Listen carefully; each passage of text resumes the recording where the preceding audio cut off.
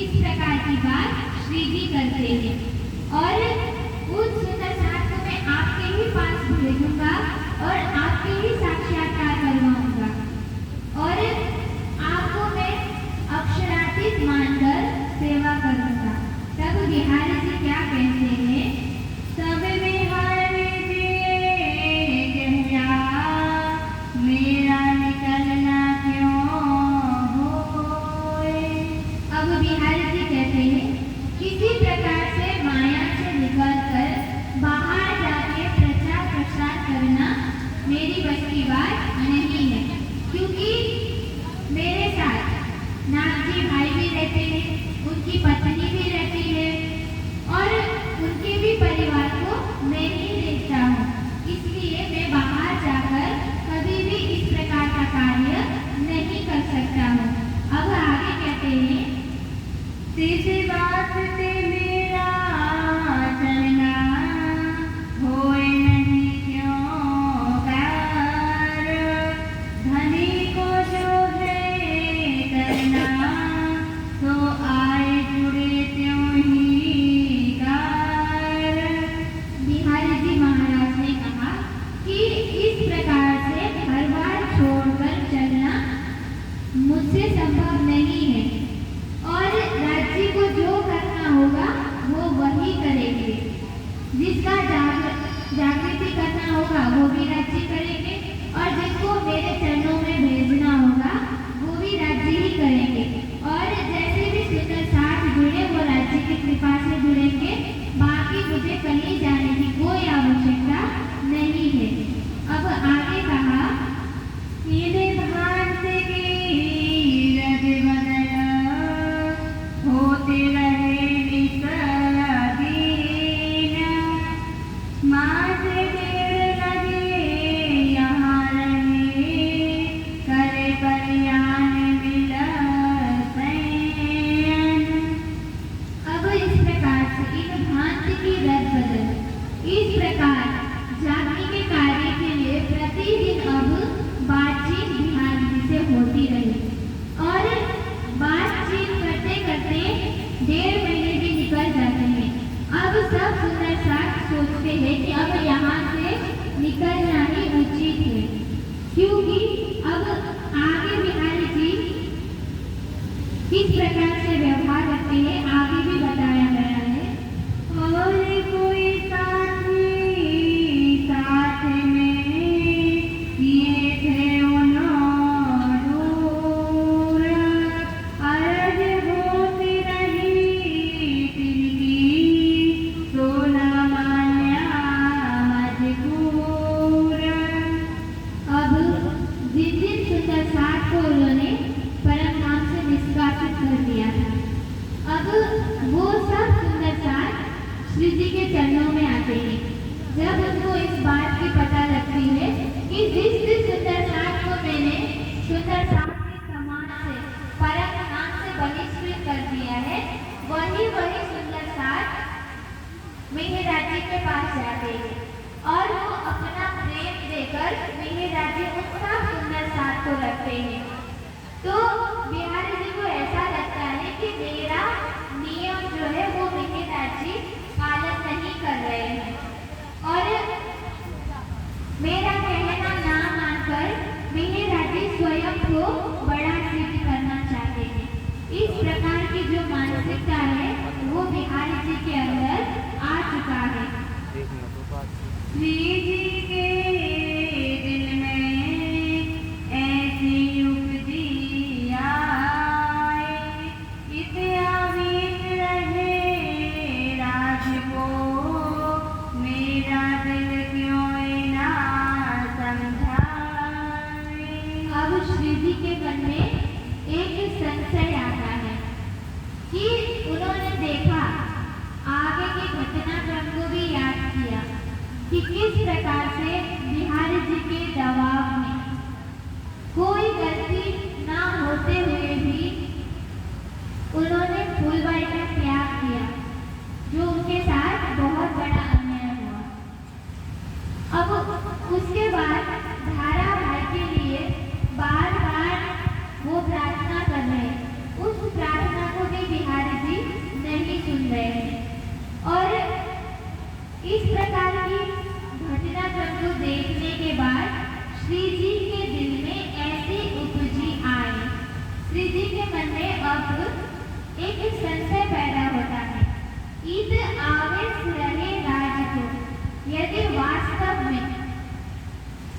वास्तव में इनके धाम दिल में राज्य की बैठक होता और फिर इनके ऊपर अक्षरातीत की मेहर होती, तो बिहारी इस प्रकार का कार्य नहीं कर सकते, क्योंकि जिस धाम दिल में अक्षरातीत धाम धनी बैठे हो उसका दिल कोमल होता है, उसका हृदय कभी भी कठोर नहीं होता है, क्योंकि राज्य स्वयं प्रेम, ज्ञान, दया, करुणा सबके सागर में, तो वही धाम दिल में बैठेंगे तो भला वो हृदय कैसे कठोर हो सकता है। वाणी की चौपाई कहती है, मोमिन दिल अर्श कया, कि मोमिनों का दिल ही अर्श है। यदि बिहारी जी सचमुच इनके अंदर यदि धाम से विराजमान होते तो इस प्रकार से कठोर भाव, निष्ठुर भाव वो सुंदरकार के प्रति नहीं रखते। अब उसके बाद इस दो के दिल में हुए चली अंतरा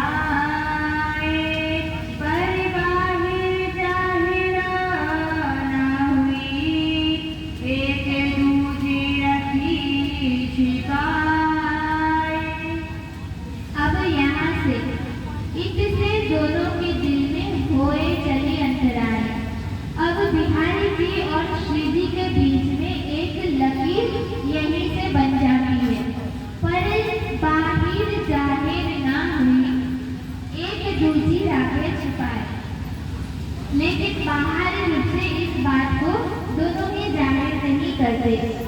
अब जिस तरह स्वयं राजी बैठे हैं उनको तो सब पता है। अब उनके मन में जब ये भाव आई कि अगर बिहारी जी ऐसा करते हैं सुंदरकार के प्रति तो वास्तव में राज्य की मेहर इनके ऊपर नहीं है, फिर उन्होंने अपने मन को समझाया कि मुझे कभी भी ऐसा भाव बिहारी जी के लिए नहीं रखना चाहिए। जो भी हुआ फूलबाई का त्याग करना पड़ा, सुंदरकार के प्रति होते हुए अत्याचार को भी देखना पड़ा, फिर भी वो अपने मन को बुद्धि के द्वारा, विवेक के द्वारा वो समझाते हैं। अब यहाँ से चलकर श्री जी मंडई पहुँचते हैं और वहाँ पे भी सब सुंदरकार आकर मिलते हैं और वहाँ पे एक बाग में जाकर श्री जी ठहरने की व्यवस्था करते हैं, ताकि सुंदरकार को परमधाम का जो ज्ञान है, जो दिव्य वाणी का जो संदेश है वो बताया जाए और उनकी जो माया में लगी हुई सुरताएं हैं उसको निकाला जाए। अब आगे गए बिहारी जी खंबा लिए, यहाँ दज्जा ने किया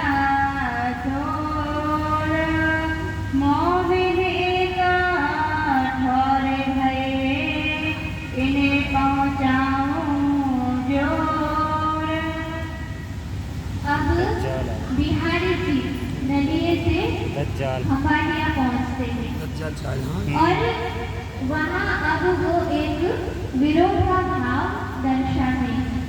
मोमिन एक ठौर है, इन्हें पहुँचाओ जोर, कि सुंदरकार ज्ञान को प्राप्त कर रहा है और उनकी आत्मा जागृत हो रही है।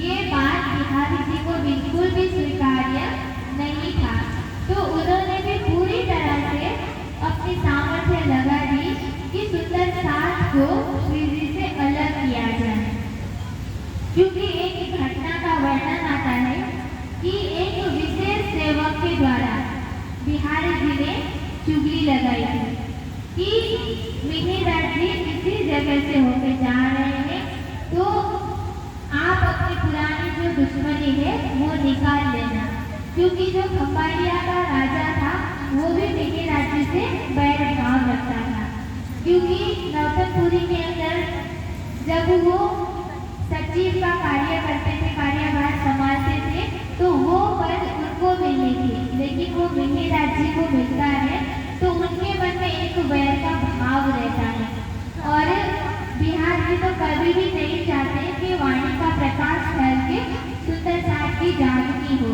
तो इस प्रकार से खंबालिया का जो राजा है श्री जी से वैर भाव रखता है और बिहारी जी भी चाहते हैं कि मेरे रास्ते से ये जो कांटा है वो हट जाए। और जिस व्यक्ति में ईर्ष्या और द्वेष का भाव रहता है वो व्यक्ति कभी भी किसी को आगे बढ़ने नहीं देता। इसी प्रकार की प्रवृत्ति बिहारी जी में भी थी। वो चाहते थे कि मिहिर जी पूरी तरह से मेरे रास्ते से अलग हो जाए। इसीलिए उन्होंने खंबाली के जो राजा थे वहां पर उन्होंने चुगली करवाई थी। तभी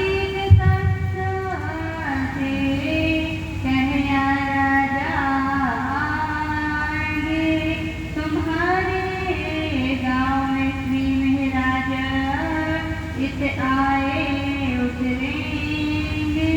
तब बिहारी जी ने एक व्यक्ति से खंबाड़िया के जो राजा है वहां पर संदेश भिजवा दिया कि तुम्हारे गांव में श्री मेहराज इत आए उतरेंगे। कि अब ये एक विशेष घटनाक्रम है क्योंकि सुंदर साथ और बिहारी जी के अलावा तो किसी को पता ही नहीं है कि श्री जी नाव में जाने वाले हैं। इसीलिए बिहारी जी चुगली कर देते हैं कि इस प्रकार से मिहिर जी आने वाले हैं। अब आगे कहा गया कि वह रावता था दुश्मनी दिल में असल की तीन चौकी बैठाई सब ठहरो कड़ी बड़ी आराम खोरी। कि अपने दिल में श्री जी के प्रति जो द्वेष का भाव था वैसा भाव था उसी भाव को रखते हुए उन्होंने सोचा कि मिहिर जी को कैसे भी पकड़ लेंगे। इसीलिए उन्होंने वहां पे कर्मचारियों को भी रख दिया ताकि मिहिर जी जैसे वहां उतरे तो हम पकड़ लें। अब क्योंकि उनके मन में ये था कि हम श्री जी को पूरी तरह